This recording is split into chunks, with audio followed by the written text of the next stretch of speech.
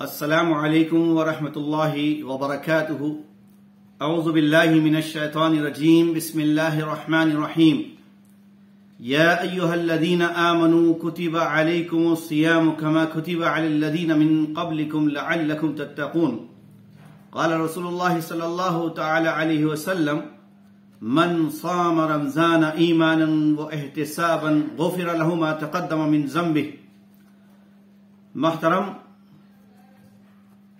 احباب جمعیت و جماعت، ذمہ داران حلقہ جات، ذمہ داران مساجد اہل حدیث حیدرآباد اور سکندرآباد، مرد و خواتین، نوجوانوں، الحمدللہ یہ ہم سب کے لیے بڑی سعادت مندی ہے، خوش نصیبی ہے کہ اللہ تبارک و تعالی ہم سب کو ماہ رمضان کی سعادتیں، برکتیں اور اس ماہ سیام کے لیے ہمیں بہت ساری نعمتیں عنایت فرمانے والا ہے.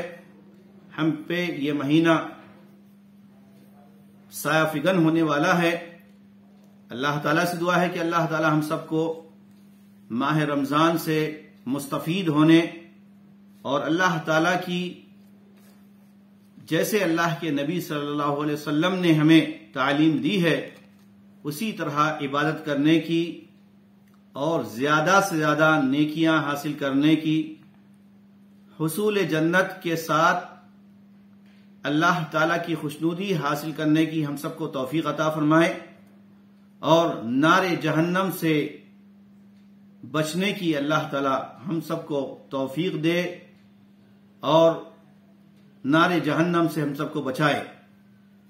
میں اس موقع پر تمام حضرات و خواتین کی خدمت میں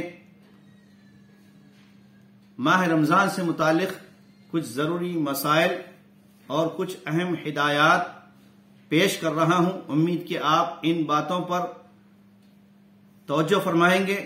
سب سے پہلی بات تو یہ ہے کہ یہ مہینہ ماہ رمضان کا مہینہ جو تمام مہینوں میں بڑی اہمیت والا ہے، اللہ تعالیٰ نے اس ماہ رمضان میں قرآن کریم کو نازل کیا.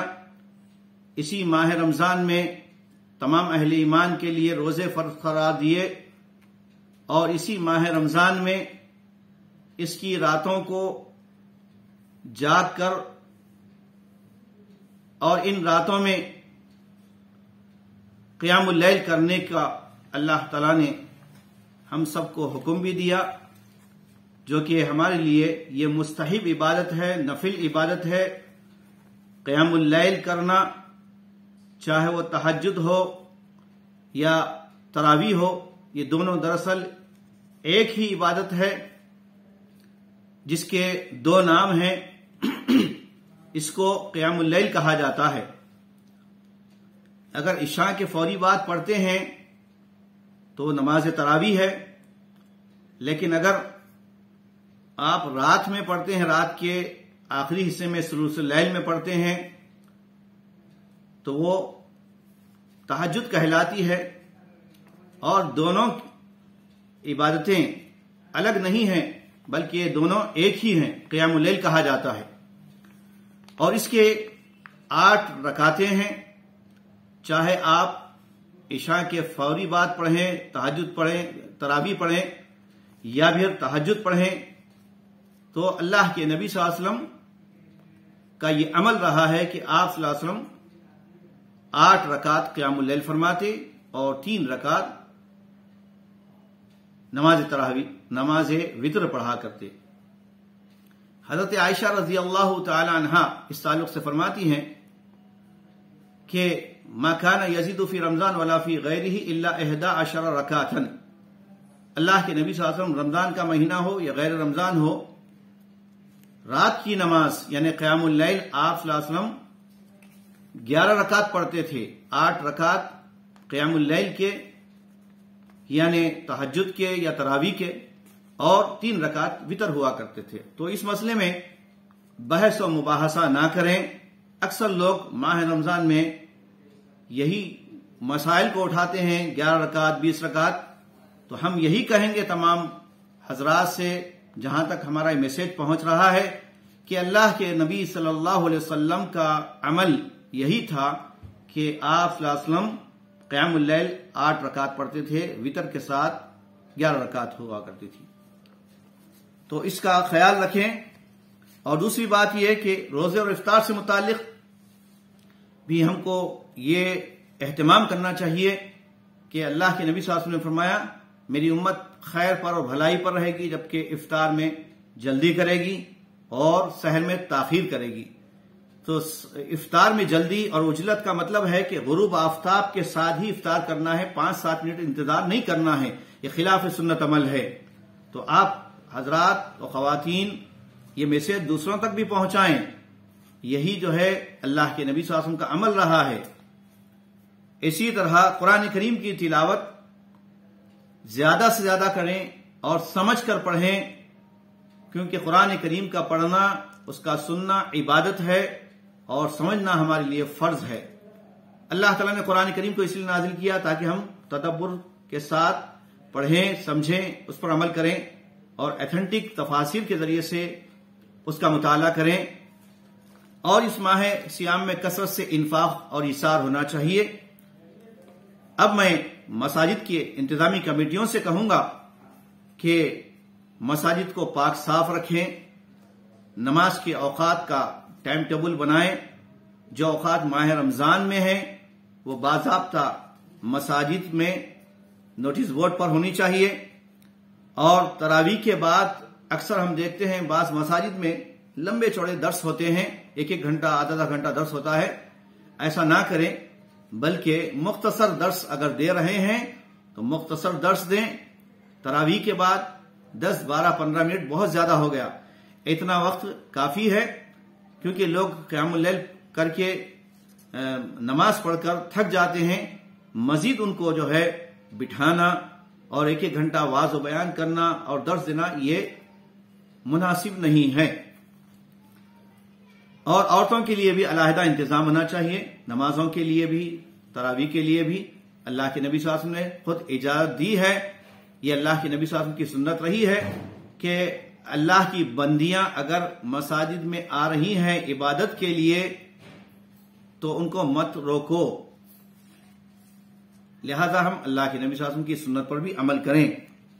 اور افطار کا نظم اگر مساجد میں کر رہے ہیں تو پاکی صفائی کا خاص خیال رکھیں.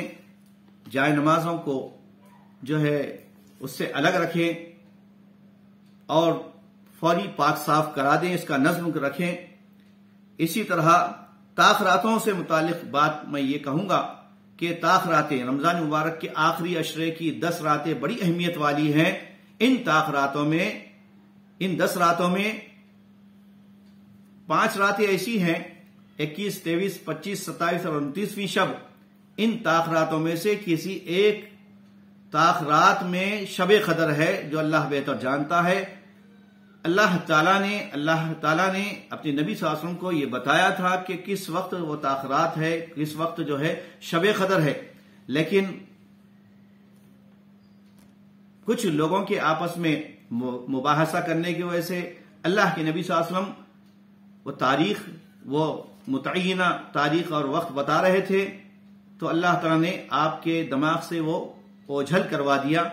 پھر آپ نے فرمایا کہ تحروا لیلۃ القدر فی العشر الاواخر من رمضان، کہ تم ہی لوگ تلاش کرو شب قدر کو رمضان کے آخری عشرے کی تاخراتوں میں. لہذا ان 5 تاخراتوں میں ہم کو جاگ کر عبادت کرنا ہے اور اس میں فضول خرچی سے بچنا ہے، بیکار باتوں سے بچنا ہے، بحث و مباحث سے بچنا ہے. یہ عبادت کی راتیں ہیں، لہذا عبادتیں کریں، قیام اللیل کریں، تلاوت قرآن، اللہ کا ذکر، استغفار وغیرہ کا خاص اہتمام کریں انشاءاللہ. یہ رمضان سے متعلق مسائل بھی ہیں، ان مسائل کو علماء کرام سے سیکھنا چاہیے. اب میں جمعیت سے متعلق، جمعیت اہل حدیث حیدرآباد سکندرآباد کے بیت المال سے متعلق اور جمعیت سے متعلق ایک بات یہ کہوں گا، اور یہی میری آج کے اس درس کی یا اس پروگرام کی آخری گفتگو ہوگی.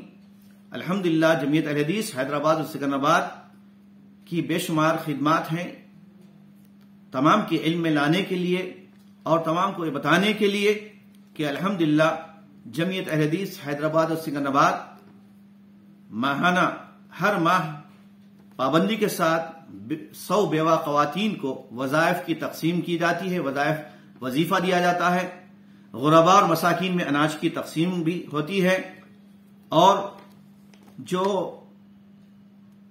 بیمار ہیں، ڈائلسس کے مریض ہیں، ان کے لیے اور کینسر سے متعلق مریضوں کے لیے الحمدللہ یہاں پر مرکز میں باضابطہ علیحدہ طور پر ہاسپٹل ہے، ڈائلسس سینٹر ہے، اس سے بہت سارے مریض مستفید ہو رہے ہیں اور یہ مکمل طور پر فری ہے، مفت ہے۔ اسی طرح مستحق اور معذور پریشان حال افراد کی بھی امداد کی جاتی ہے، میتوں کی تجہیز و تکفین کے لیے بھی یہاں پر غسل خانہ بھی ہے اور اس کا بھی اہتمام کیا جاتا ہے۔ سہولت کے لیے ایمبولینس کی بھی اہتمام کیا گیا ہے، ایمبولینس کی سہولت ہے، اور کبھی کبھار بیت المال سے مستحق غریب بچیوں کی شادی میں مالی تعاون بھی کیا جاتا ہے۔ اسی مرکز میں الحمدللہ ایک تحفیظ القرآن کا مدرسہ ہے، مدرسہ محمدیہ لتحفیظ القرآن الکریم۔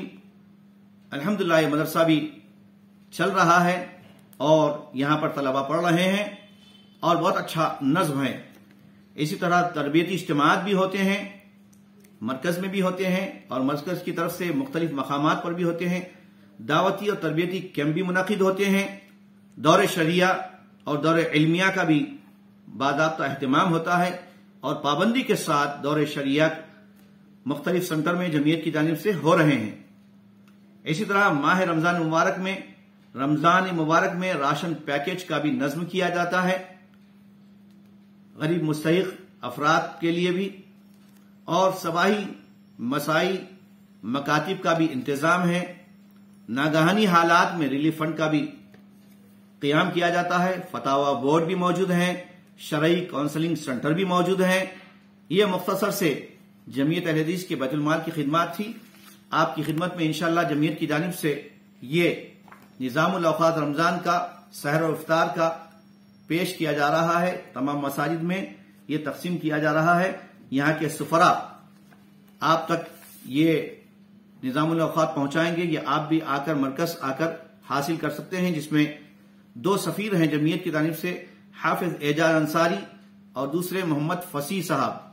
یہ 2 حضرات جمعیت کے سفیر ہیں، آپ کی خدمت میں آئیں گے تو جمعیت کے بیت المال کو مستحکم کرنے کے لیے ان تمام کاموں کو آپ مزید ترقی دینا چاہتے ہیں اور جمعیت کو مستحکم کرنا چاہتے ہیں تو آپ جمعیت کا تعاون کیجیے بیت المال کا۔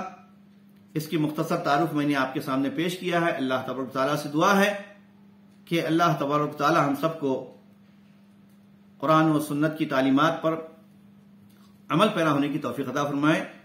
جزاکم اللہ خیر۔ السلام علیکم ورحمۃ اللہ وبرکاتہ۔